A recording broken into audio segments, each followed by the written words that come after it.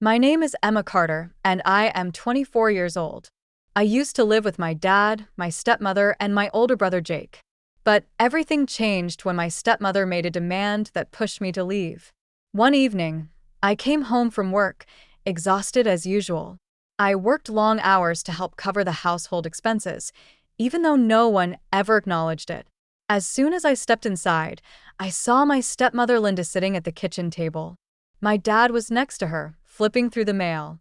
She looked up at me with a cold expression. "We need to talk." I sighed and sat down, already knowing this wouldn't be good. "You're an adult now," Linda said, crossing her arms. "If you want to live in this house, you need to start paying rent." I blinked, confused. Pay rent? I had been paying for almost everything, groceries, electricity, even part of the mortgage, but she acted like I wasn't contributing at all. "Linda, I already help with the bills," I said, trying to keep my voice steady. She shook her head. "That doesn't matter. From now on, you need to give us a fixed amount every month. It's only fair." I turned to my dad, hoping for support. "Dad, you know how much I already pay. Why are you okay with this?" He sighed and put the mail down. "Linda's right, Emma. You live here, so you should pay your share." My heart sank.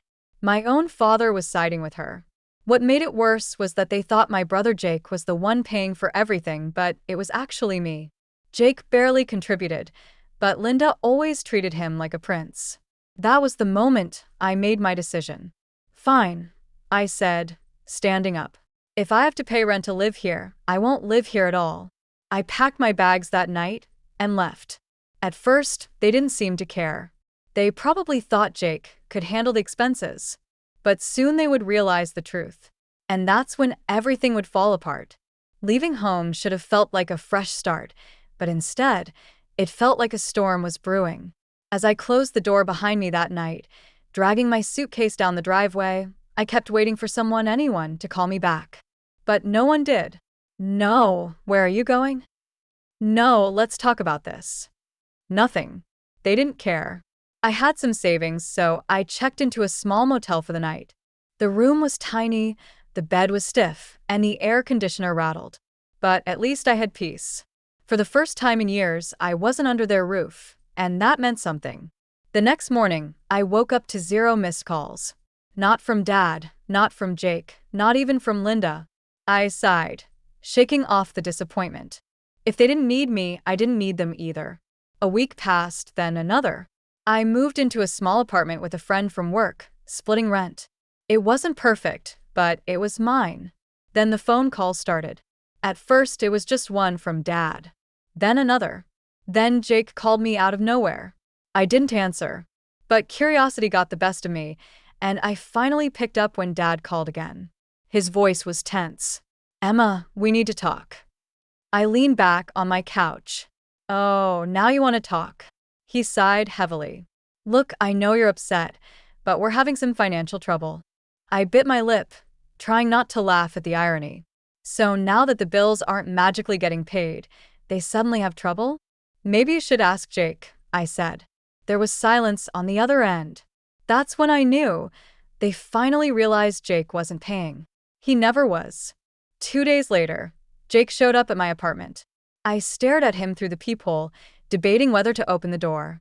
For years, he let them believe he was the responsible one, the one carrying the weight of the household, while I was the invisible one doing all the work. I finally opened the door, crossing my arms. "What do you want?" He looked uncomfortable, not his usual confident, easygoing self. "Emma, listen," he said, rubbing the back of his neck. "I know things got messed up, but we need to figure this out." I raised an eyebrow. "Wait?" He sighed. "Look, I didn't mean for it to go this far. Linda just assumed I was covering the expenses, and I didn't correct her. It wasn't my fault." I scoffed. "You let her think that. You sat there and took the credit while I struggled to make ends meet." He didn't have an excuse for that. After a long silence, he admitted, "They're in trouble, Emma. Dad's been stressed. Linda's been freaking out. They don't know how to handle the bills. They need help." I stared at him. After everything, they still thought they could count on me? I shook my head. "That's not my problem anymore." He looked at me like he couldn't believe what I was saying. "You're really going to just walk away?" he asked. I held my ground. I already did. After that, things started falling apart for them fast. Linda tried to keep up appearances, acting like everything was fine, but their finances crumbled. They missed mortgage payments. The electricity got shut off once. And suddenly, Jake wasn't the golden child anymore. The best part? People started to notice. Neighbors, family, friends, even relatives who used to praise Jake and Linda. And me? For the first time, I was free. But something told me this wasn't over yet. For the first time in years, I was living life on my own terms. No more walking on eggshells. No more being treated like I didn't exist. I was free. But something told me my past wasn't done with me yet. A month passed without any contact from my family. I thought that meant they'd finally accepted my decision. I was wrong. One evening, after a long shift at work, I came home to find Linda standing outside my apartment building. My heart clenched.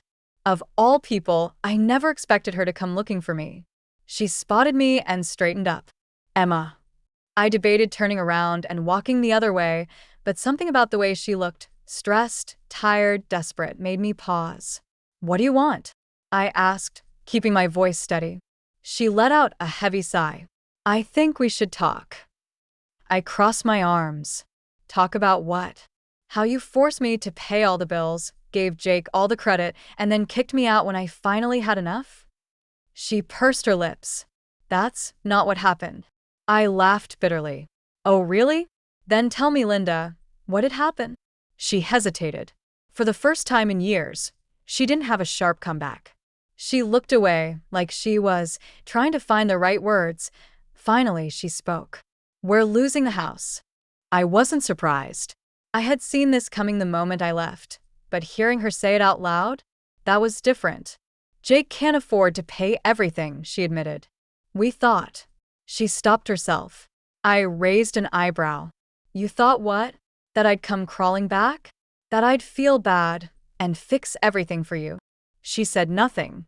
I shook my head. "Not my problem." She looked up sharply.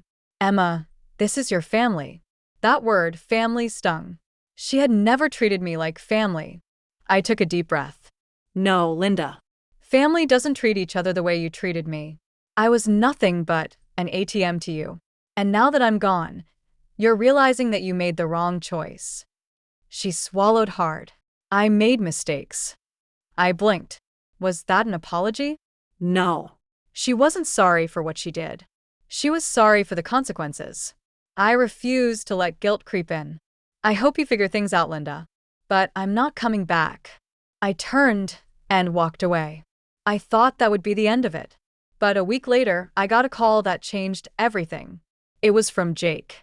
His voice was panicked. "Emma, Dad collapsed. He's in the hospital." For the first time since leaving, my heart clenched with worry. Dad. Not Linda. Not Jake. Dad. I didn't hesitate. "I'm on my way." But something told me this was just the beginning. The moment I hung up the phone, my hands trembled. Dad was in the hospital.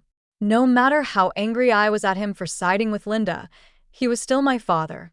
And I wasn't ready to lose him. I grabbed my keys and rushed out the door. The drive to the hospital felt like a blur, red lights, honking cars, my own heartbeat pounding in my ears. By the time I arrived, I was breathless. I spotted Jake in the waiting area, pacing back and forth. He looked up when he saw me, relief flashing across his face. "Emma," he said, his voice tight. "They're still running tests." I swallowed the lump in my throat. "What happened?" Jake ran a hand through his hair. He just collapsed. One minute he was fine. The next he was on the floor. "Is he awake?" Jake shook his head. "Not yet." Before I could process anything, Linda appeared. Her eyes were red, her usually polished appearance now disheveled. When she saw me, she stopped in her tracks. We stared at each other for a moment. "I called you," she finally said, voice quiet. I frowned. "No, you didn't." Her face twitched. "I wanted to." I wasn't sure if I believed her, but I didn't have the energy to fight. Not now. Just then, a doctor walked into the room. Carter family? We all rushed forward. How is he? I asked. The doctor sighed. He had a minor heart attack. We stabilized him, but he's weak. He needs rest, a healthier lifestyle, and less stress. I exhaled. A heart attack. My father wasn't invincible after all. He's awake if you want to see him. I stepped into Dad's hospital room, my chest tightening at the sight of him. He looked small in the bed, his face pale and tired. Hey, Dad, I said softly. He turned his head slowly, eyes landing on me. For a moment, he just stared, then, to my shock, his eyes filled with tears. Emma, he whispered. I swallowed hard, stepping closer. He took a shaky breath. I messed up, didn't I? Tears burned my eyes, but I refused to cry. Yeah, Dad. You did. He nodded slowly. I let Linda control too much. I should have stood up for you. I stayed silent, letting him talk. I knew you helped with the bills, he admitted. I didn't want to fight with Linda. It was easier to pretend everything was fine. I bit my lip. Easier for him, but not for me. He reached for my hand. I'm sorry, Emma. For the first time, he truly sounded like he meant it that I squeezed his hand gently. I don't know if I can forgive you yet. He nodded. I understand. And for the first time in years, he actually did. As I stepped out of the room, I saw Linda standing nearby. She looked defeated. I walked past her, but she called out, Emma, wait. I sighed. What, Linda? She hesitated before whispering, Are you really never coming back? I turned to her, tilting my head.